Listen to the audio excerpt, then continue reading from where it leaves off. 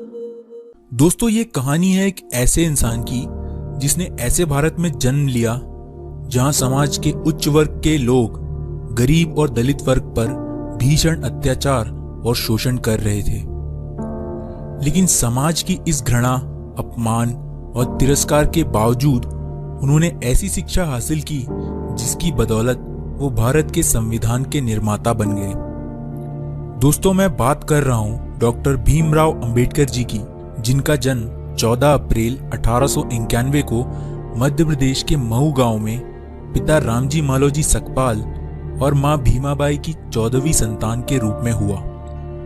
उनके पिता रामजी ब्रिटिश सेना में मऊ छावनी में एक सैनिक थे। परिवार महार जाति से था जिसे लोग बेहद ही निचले तबके का मानते थे। उनका परिवार मराठी था जो महाराष्ट्र के रत्नागिरी जिले में अंबावड़ी गांव से था। सेना में काम करते हुए डॉक्टर अंबेडकर के पिता सूबेदार बन गए और वो हमेशा से अपने बच्चों की शिक्षा पर जोर देते थे। कुछ दिन बाद उनके पिता सेना से रिटायर हो गए और वो परिवार को लेकर सतारा चले गए, जहां कुछ दिन बाद अंबेडकर की माता भीमाबाई का बीमारी के चलते देहांत हो गया। अब अंबेडकर समेत 14 भाई बहनों की देखभाल उनकी चाची ने कठिन परिस्थिति में रहते हुए की। छुआछूत, घृणा और अपनी हीन मानसिकता की वजह से डॉक्टर्स भी अछूतों को बिना छुए ही उनका इलाज करते थे, जिसके कारण अंबेडकर के 14 भाई बहनों में से केवल 3 भाई और 2 बहनें ही बच पाईं। बाकी सभी 8 भाई बहन शोषण के कारण मारे गए। आस पड़ोस में सभी हिंदुओं के बच्चे स्कूल जाते थे, जिन्हें देखकर भीमराव जी भी मन ही मन कुढ़ा करते थे। उन्होंने अपने पिता से जिद की कि उन्हें भी स्कूल जाना है, लेकिन अछूत होने के कारण यहाँ स्कूल में दाखिला मिल पाना आसान नहीं था। मजबूर होकर उनके पिता एक ब्रिटिश सैनिक अधिकारी के पास गए और उनसे विनती की कि उन्होंने जीवन भर सरकार की सेवा की है और बदले में उनके बच्चों को स्कूल में एडमिशन भी ना मिल पाना एक बहुत बड़ा अन्याय होगा। इसके बाद उस अधिकारी ने उनके बच्चों को एक स्कूल में एडमिशन दिलवा दिया। लेकिन यहाँ अंबेडकर जी को छुआछूत के ऐसे कड़वे अनुभव हुए जो वो जीवन भर नहीं भुला पाए।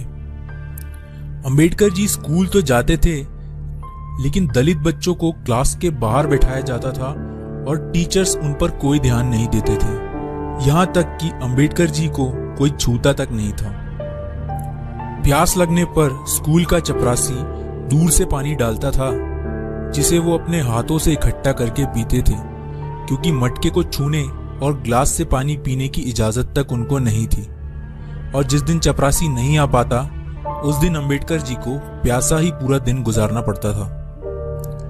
भीम स्कूल जाते समय पास के कुएं से पानी खींचकर पी लेते थे। कुछ ब्राह्मणों ने उन्हें ऐसा करते हुए देख लिया। फिर क्या था, एक दिन भीम को उसी कुएं पर पकड़ लिया गया और जूते चप्पलों से जमकर उनकी पिटाई की गई और इस शर्त पर छोड़ा गया कि वो फिर कभी उस कुएं का पानी नहीं पिएगा। और एक बार वो बाल कटवाने के लिए नाई के पास गए तो नाई को पता था कि वो महार जाति का है। वो उसे नफरत भरी आवाज में बोला, अरे अछूत, मैं तेरे बाल कैसे काट सकता हूं, भाग जा यहां से और फिर कभी मत आना। इन घटनाओं से भीम के स्वाभिमान को बहुत गहरी ठेस पहुंची। उनकी आंखें आंसुओं से भर गई। नन्हे भीम के बाल घर पर ही उनकी बहन ने काटे। भीम बहुत ही स्वाभिमानी लड़का था और वो अपने पैरों पर खड़ा होना चाहता था ताकि परिवार की आर्थिक स्थिति में कुछ सुधार हो। भीम ने सुन रखा था कि सतारा जाने वाले लड़कों को बॉम्बे जाकर काम मिल जाता है, इसलिए उन्होंने तय किया कि वो बॉम्बे जाकर किसी मिल में काम करेगा। लेकिन बॉम्बे जाने के लिए उसके पास किराया नहीं था। भीम ने एक प्लान बनाया कि वो अपनी चाची के बटुए से पैसे चुराकर बॉम्बे चला जाएगा।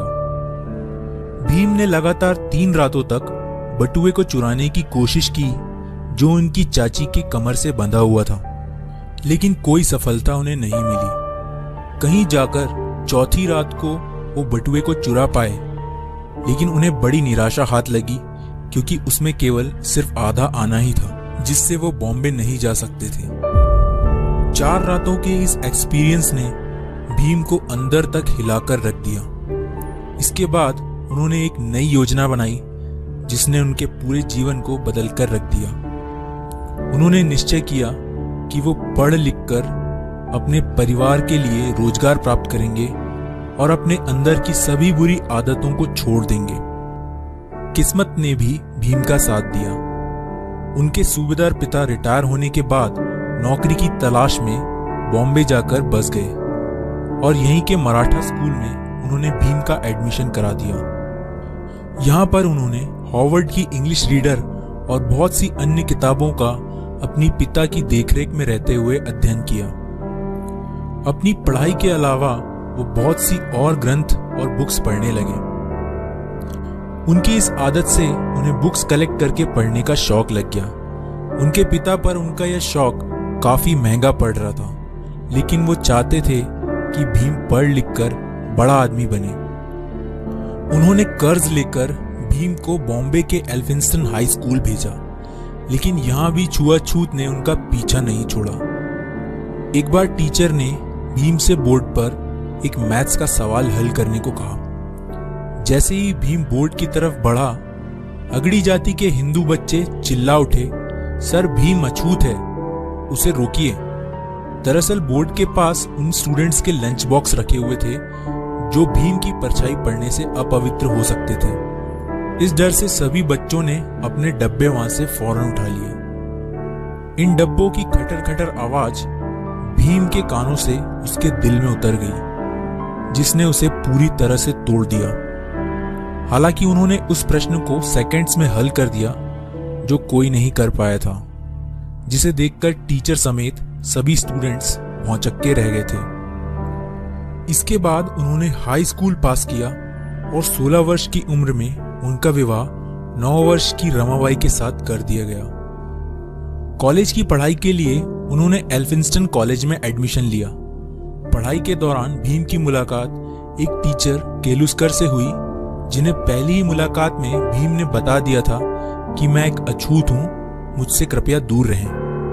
उनके बेबाक अंदाज और पढ़ाई के प्रति जुनून ने केलुस्कर को बहुत इम्प्रेस कर दिया और वो भीमराव को लेकर बड़ौदा के शिक्षा प्रेमी महाराज संभाजी गायकवाड़ के पास लेकर गए।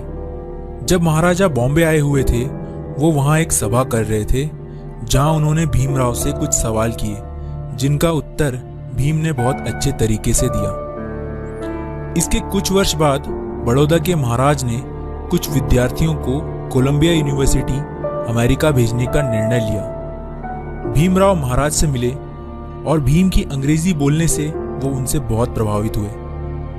उन्होंने भीमराव समेत 4 लड़कों को छात्रवृत्ति देकर अमेरिका पढ़ने भेजा। 4 साल बाद वो भारत वापस आए और बड़ौदा के महाराज के यहाँ मिलिट्री सेक्रेटरी के रूप में काम करना शुरू किया। लेकिन सैन्य अधिकारियों को महार जाति के एक तुच्छ लड़के को सेना के उच्चाधिकारी के रूप में बैठा देना पसंद नहीं आया। कुछ दिन बाद उन्होंने वहां से नौकरी छोड़ दी और सन 1919 में वो लंदन चले गए, जहां अथक परिश्रम और मेहनत से उन्होंने वहां पर एमएससी, डीएससी तथा बैरिस्टर की डिग्री प्राप्त की।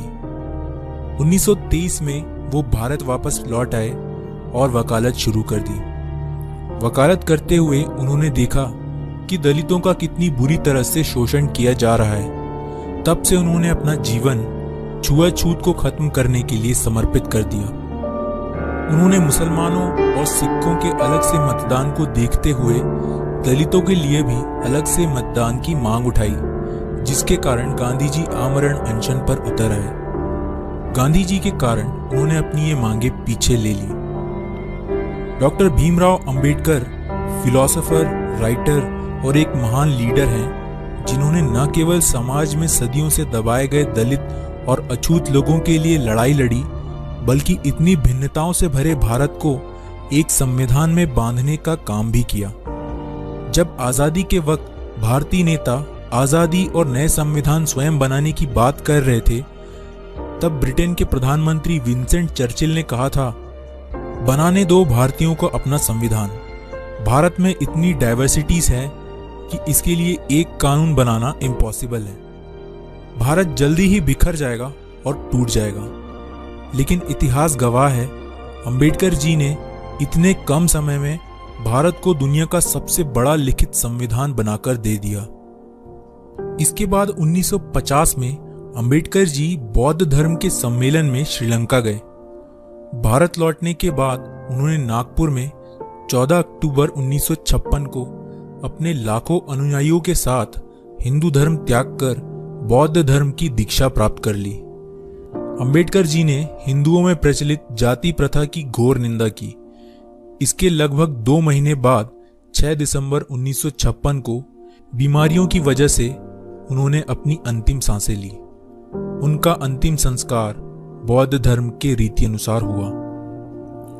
दोस्तों, अंबेडकर जी की मौत के कई वर्षों तक कांग्रेस की सरकार रही, जिसके नेताओं ने जीते जी खुद ही को भारत रत्न तो घोषित कर दिया, लेकिन भारत माँ के असली रतन यानी डॉक्टर अंबेडकर जी को 1988 में वीपी सिंह की सरकार आने पर ही भारत रत्न मिल पाया। डॉक्टर अंबेडकर का कहना है, जीवन लंबा होने की बजाय महान होना चाहिए। मैं ऐसे धर्म को मानता हूँ जो स्वतंत्रता, समानता और भाईचारा सिखाए।